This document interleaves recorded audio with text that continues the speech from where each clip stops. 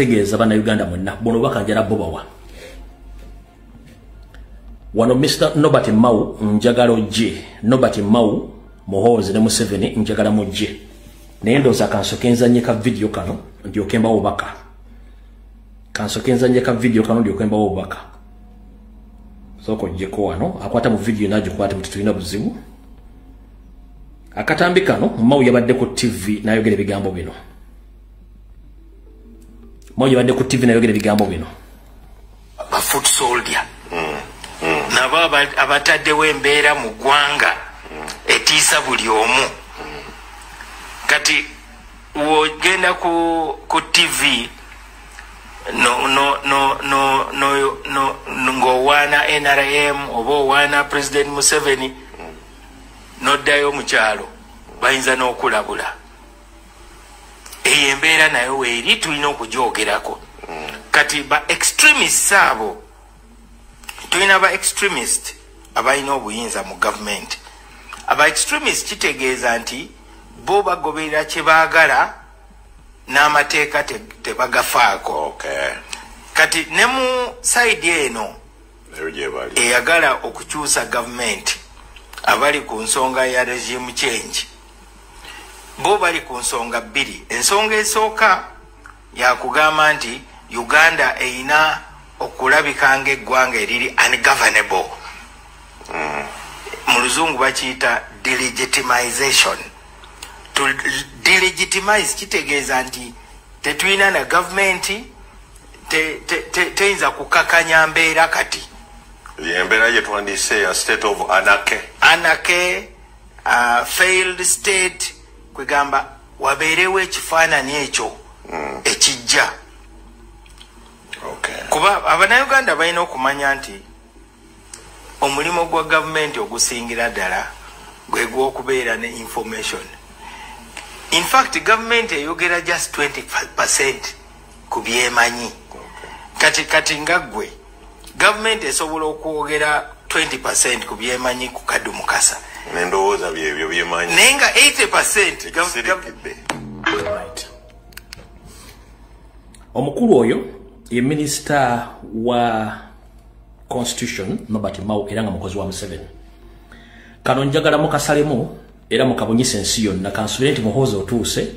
kitabu Museveni atuuse ne Mao kenyini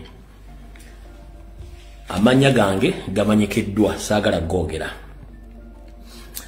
mukulu Yoseriti Bahabulwa ne mutabani wa Muhoozi Kanyarugaba saako ne minister wa Norbert Mao bono bakanjala baweereza naye nga ate Bannayuganda bonna obaka buno njala mu bufune nze newo omulimu gw'okulwanira eggwanga lyange mu ngeri yonna esoboka nga sina gwe ntiiriridde era nkikoze nakati nkyakikola ensumuda nnyingi bagezezzaako okwagala okunzijawo n'okwagala okunkwata okunziza e Uganda n'okukola blackmail propaganda kunze naye nabagamba nze ndi immune ku propaganda blackmail buli omu leka nayogera kyayagala kubanga mu democracy buli muntu wadde okwogera kyayagala naye bwetwogera olwalo kye mutaategedde kye njagala mbategeeze mu mwezi guno gwennyini wano bakasindika abantu abawera 6 nga bali batrackingers which nti mba mbategedde naye sikyalina budde bwabwe nzize mbabuulira buli kimu kye baagala okukola kati abajjukira obulungi nti eggwanga lyentudde mulimanyi saagala jjogerako bagenzi bafuna contract ez'enjawulo muli okuzimba ekisaawe ky'ohoima kati babawadde contract y'okuzimba cricket oval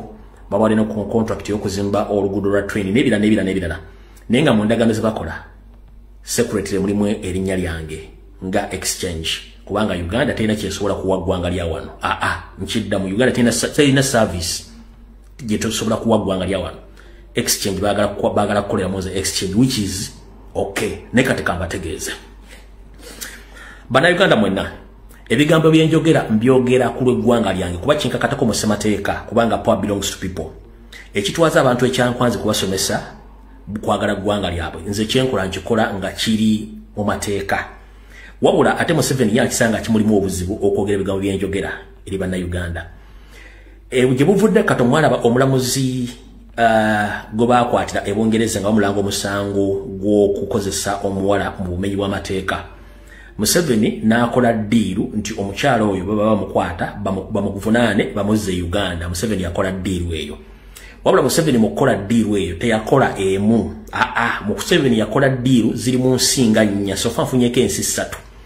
nga baagala okukola deal ez'okukyusa abasibe abali Museveni babayagala mu nsi ezo nga babamuweereza nga n'ensi ziri simeche zigenda nga nazo zimuweereza abasibe abali mu nsi ezo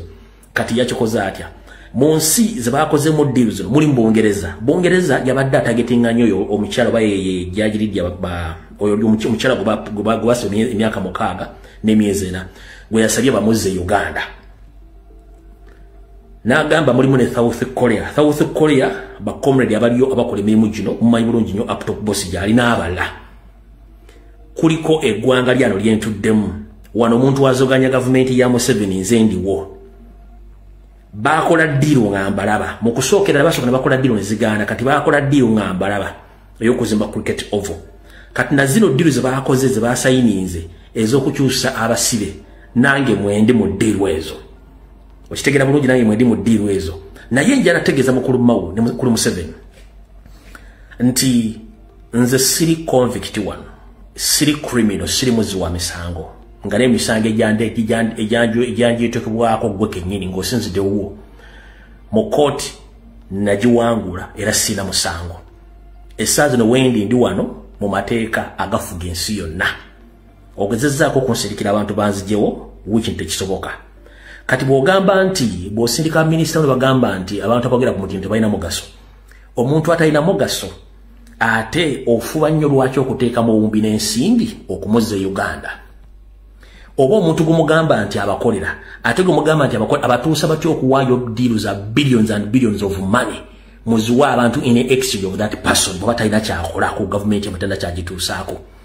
kati ndi wano kutegeeza mukulu Museveni ne banno kyosiga kyokungula nze emyaka Katonda gyampadde giri 46 olwaleero nsusse emyaka gy'akazende eggalo Katonda gye yamuyitiramu kyonna ekijja ndiredde okgenda nakyo nisobola kuva ku nsi yange ekyo nkikugambye nabagamba banzika ttanda kiwambya kukola nsi emyaka gye nina gyejo Mukama gyampadde kati ebintu by'okuntiisatiisa nga njogera ku nsi yange kyonna olunaku lwe tuba lututuusa nga Katonda atuusizza kijja kuba kituuse ebisigadde si byejjusa byenkoze ku nsi kuno kuba nwanyiridde eggwanga lyange sina kyenkoze sibbangako sitemulanga muntu sikola ki nwanirira ggwanga lye kati gwe bw'osinzira Uganda n'okola amateeka ng'ojagala gwe okufunamu olw'omuntu ayimirira ku mutimbaganda ayogera ku nsonga ezikwatagana ku ggwanga ng'okozesa billions and billions mmala okufuna omuntu oyo ngera kutegeeza okootakoota mugaalo monde Nobert Mao wakoze amateeka gano ne mugagazeetinga ng'ensi ziri nnya so fanfunyeeko 3 kuliko South Korea eyo waliyo up top boss UK wabadde oyagalayo oli oba mukyalawo simanyi sobola kusala kiga oyo omulamuzi gwe badde basibiddeyo n'oteekamu eyawano nze ndiwo myaka 6 kolokota kati wano ogenda kujja omusibe ekigwo oyagala okujjawo in the exchange w'abasajja abo ddiiro kitegeeza gwe kennyini weetaaga kwebeereramu kubanga mu myaka gyammwe mwakwata emmundu nakugamba sisobola kuyiwa musaayi gwa muntu gwe saatonda mwe mwatuuka mu ggwanga ne baba maakalu mwakwata mundu genda kutuligumbula baganda basukka mu kakadde akamu n'ekitundu ffe twogera tuli ku mutimbagano ensonga z'enjogera nzongeredde emyaka 6 nga buli kyenjogera kituukawo ebiramuganye bukanye bikola kati mokkowe kiri ogenda okumpa waabira ogambe nti onsinziza omusango byenjogera tebiriyo nga buli kimu kyenjogera almost 95% bituufu ebiramu bireka bulesi ne butabikola kati njagala kulabako gw'olyoka ogambe nti olina etteeka mw'osobola okuyita ssebo njagala kutegeeza wano siriiwo mu bumenyi bw'amateeka sizangako musango ndi kirini abasibe oyagala okukyusa gw'omanyi naye ekyo mutandise okukola okuddira nti n'ebigambo okugamba abantu abogera ku social media abatiisa mutandika okubakolera bio agreement nga mwagala kukwata abaana bali mu nsi ezo mubazze Uganda nze ngaba mukootakoota mugaalo monde nze nkugambye sirina kyenkya ekijja kyonna kijje nja bakalakata n'olunaku ndolala mpise munkeberangako bankyali mulamu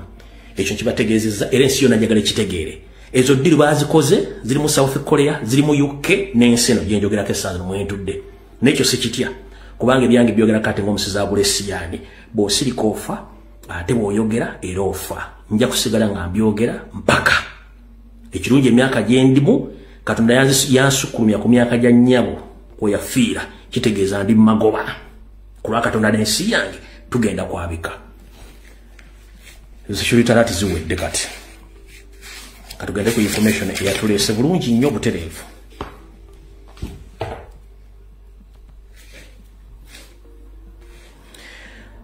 Katusooke Mengo then tujja kujjali mu byobufuzi mu maaso kaawo. Monteekateeka Namutaayika ya Yoseriti Bahabulwa lutabaisiro batabani mu Wakale nsete mzize nsanga bisibe na nyiri kabuyonje etambula gyalina okusaanyawo n'okutwala Buganda. Njala tegeeza mwenda Abaganda nti buli omu situka gy'oli otegere nti kati oli ku lulwo. Saagaloddemu kwebuuza kiri Mengo kubanga Mengo Mayiga yagitunda dda. Mayiga yatunda Obuganda kati ye manager wa Museveni n'Abanyarwanda. Nkiddamu yonna gy'oli ng'oli Muganda toddamu kwebuzaabuza ng'afukaana abantu olina ky'ogenda okuwulira ekigenda okuva Mengo, ekigenda okuva mu Bataka, ekigenda okuva mu Bamagombola, mu Bamasaza, ku b'Emituba oba ku batongole ba Kabaka nga bakyogerako Mengo. Oba bakugobye ku ttaka,